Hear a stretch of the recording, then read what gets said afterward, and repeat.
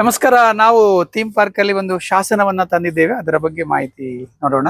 ಈಗ ನಾವೀಗ ಈ ಪುಡಿ ಎಲ್ಲ ಹಾಕಿದ್ರಲ್ಲ, ಅದರಿಂದಾಗಿ ಶಾಸನ ಹಾಳಾಗುದಿಲ್ಲ? ಇಲ್ಲ ಇಲ್ಲ, ಈಗ ನಾವು ಅಕ್ಕಿ ಹಿಟ್ಟುಗಳನ್ನ ಹಾಕ್ತೇವೆ. ಅಕ್ಕಿ ಹಿಟ್ಟು ಹೆಚ್ಚಾಗಿ ಶಾಸನಕ್ಕೆ ಏನೋ ತೊಂದರೆ ಆಗುದಿಲ್ಲ. ಆದ್ರೆ ಈಗಿನ ಇದ್ರಲ್ಲಿ ಈಗ ಮೊದಲದಾಗಿ ಇದ್ರಲ್ಲಿ ಅಕ್ಷರ ಬರ್ಬೇಕಿದ್ರೆ ಮುಂಚೆ ಧೂಳುಗಳು ಇರುತ್ತಂತೆ.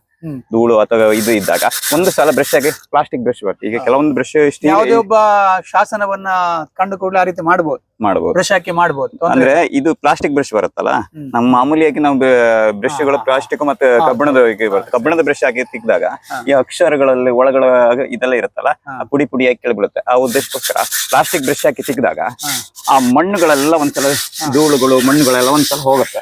ಒಂದು ಸಲ ತಿಕ್ಕೊಂಡ್ರೆ ಸಂಪೂರ್ಣವಾದ ಈ ಮೇಲ್ಭಾಗವನ್ನು ಕ್ಲೀನ್ ಆದಾಗ ನಾವು ಏನ್ ಮಾಡ್ತೀವಿ, ಮುಂಚಿನ ಇದ್ರಲ್ಲಿ ಎಸ್ಟೆಂಪೇಜ್ ತಗುವಂತ ಸಿಸ್ಟಮ್ ಇತ್ತು. ಎಸ್ಟೆಂಪೇಜ್ ಅಂದ್ರೆ ಅದರಲ್ಲಿ ವೈಟ್ ಶೀಟ್ ಇಟ್ಟು ಅದ್ರ ನಂತರ ಬ್ಲಾಕ್ ಡಾಬರ್ ಡಾಬರ್ನಿಂದ ಹೊಡೆಯುವಂತ ಕೆಲಸಗಳಿತ್ತು. ಇದೀಗ ಸಿಂಪಲ್ ಆಗಿ ತೆಗಿಬಹುದು ಈಗ.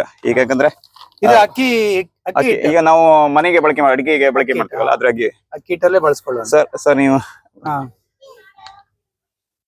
ನೇರವಾಗಿ ಒಂದ್ಸಲ ಒತ್ತುದು ಇದಕ್ಕೆ ತಾಕ್ಸ್ಕೊಂಡ್ ಬರುವಂತದ್ದು ಅಷ್ಟೇ. ತಾಕ್ಸ್ಕೊಂಡು ಅಂದ್ರೆ ಸ್ಮೂತ್ ಆಗಿ ಹಾಕೊಂಡು ಬಂದಾಗ ಈಗ ಒಂದ್ಸಲ ಈಗ ಇಟ್ಕೊಂಡು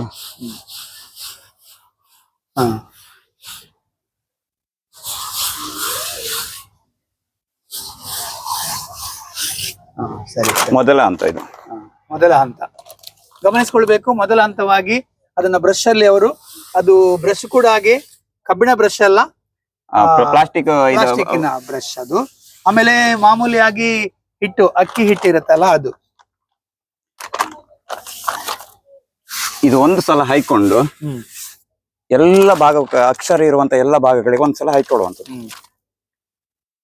ಈ ಭಾಗ ಎಲ್ಲೆಲ್ಲ ಬಿಟ್ಟು ಹೋಗಿದೆ ಅದೆಲ್ಲ ಭಾಗಕ್ಕೆ ಒಂದ್ಸಲ ಹಾಯ್ಕೊಂಡು, ಈಗ ಏನಿದೆ ಅಕ್ಷರ ಎಲ್ಲ ಭಾಗಕ್ಕೂ ಹೊಂಡದಲ್ಲಿ ಕೂತ್ಕೊಂಡಿದೆ, ಮೇಲ್ಭಾಗವೂ ಇದೆ.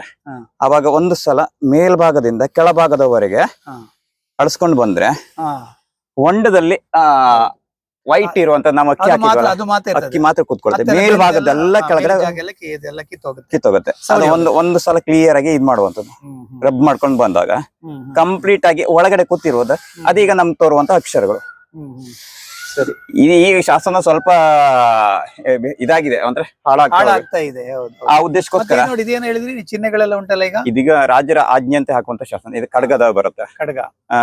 ನಂದಿ ಬಸವ ಅಂತ ಬಸವದ ಇದ್ ಬರುತ್ತೆ. ಇದು ದೀಪಸ್ತಂಭ, ಶಿವಲಿಂಗ, ಮತ್ತೆ ಇದು ದೀಪಸ್ತಂಭ ಆಗಿ ಇದೆ. ಕೆಲವೊಂದು ಶಾಸನದಲ್ಲಿ ಬೇರೆ ಬೇರೆ ಬರುತ್ತೆ. ಒಂದು ವೈಷ್ಣವ ಸಂಪ್ರದಾಯವನ್ನು ಕೊಡುತ್ತೆ, ಮತ್ತೊಂದು ಶೈವ ಸಂಪ್ರದಾಯವನ್ನು ಕೊಡ್ತಾರೆ. ಸ್ಪಂಜ್ ಅಲ್ಲಿ ನಾವು ಹೀಗೆ ಮೇಲಿಂದ ಕೆಳಗೆ ಎಳ್ಕೊಂಡು ಬರಬೇಕು. ಆಗೇನಾಗುತ್ತೆ ಅಂದ್ರೆ ಮೇಲ್ಭಾಗದಲ್ಲಿ ಹೊಂಡದ ಒಂದು ಬಿಟ್ಟು ಮೇಲ್ಭಾಗದ ಎಲ್ಲ ಇದೆಯಲ್ಲ, ಎಲ್ಲ ಅಕ್ಕಿ ಹಿಟ್ಟುಗಳು ಕೆಳಗೆ ಬೀಳ್ತದೆ.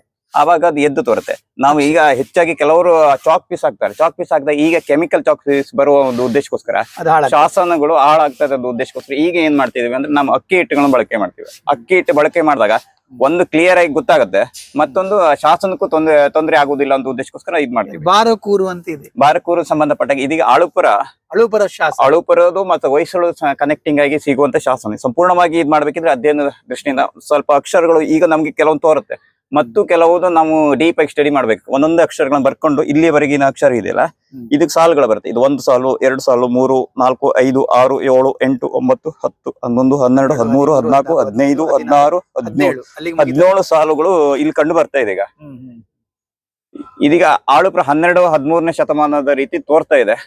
ಸಂಪೂರ್ಣವಾದ ಅಕ್ಷರಗಳು ಮಾಡ್ಬೇಕು, ಸಂಪೂರ್ಣವಾದ ಈ ಸಾಲುಗಳನ್ನ ಸಂಪೂರ್ಣವಾಗಿ ಬರ್ಕೊಂಡು ಹೋಗ್ಬೇಕು. ಈಗ ನಾವು ಈಗ ಶಾಸನ ಬರೆಯುವಾಗ್ಲೂ ಹಾಗೆ ಇಷ್ಟು ಅಕ್ಷರಗಳನ್ನ ಯಾವ್ಯಾವ ಸಾಲಿನಲ್ಲಿದೆ, ಇದು ಒಂದನೇ ಸಾಲು, 2ನೇ ಸಾಲು, 3ನೇ ಸಾಲು, 4ನೇ ಸಾಲು ಅಕ್ಷರಗಳನ್ನು ಬರೆಯುವಾಗ್ಲೂ ನಮ್ಗೆ ಗೊತ್ತಿಲ್ಲದಿದ್ರೆ ಅಲ್ಲಿ ಟಿಕ್ ಆಗಿ ಇಂಟು ಮಾರ್ಕ್ ಹಾಕ್ಬೇಕು. ಬಿಟ್ರೆ ನೇರವಾಗಿ ನಮ್ಗೆ ಮತ್ತೊಂದು ಅಕ್ಷರ ಬೇರೆ ಅಕ್ಷರ ಬರೆಯುವಂತಿಲ್ಲ.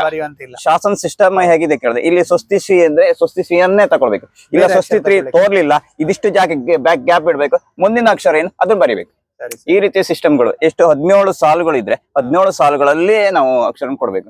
ಅಂದ್ರೆ ಸಂಪೂರ್ಣವಾದ ಮಾಹಿತಿ ಯಾವ ಸಾಲಿನಲ್ಲಿದೆ ಆ ಸಾಲನ್ನು ಎದ್ದು ನಮ್ಗೆ ಕಂಡು ಬರುತ್ತೆ.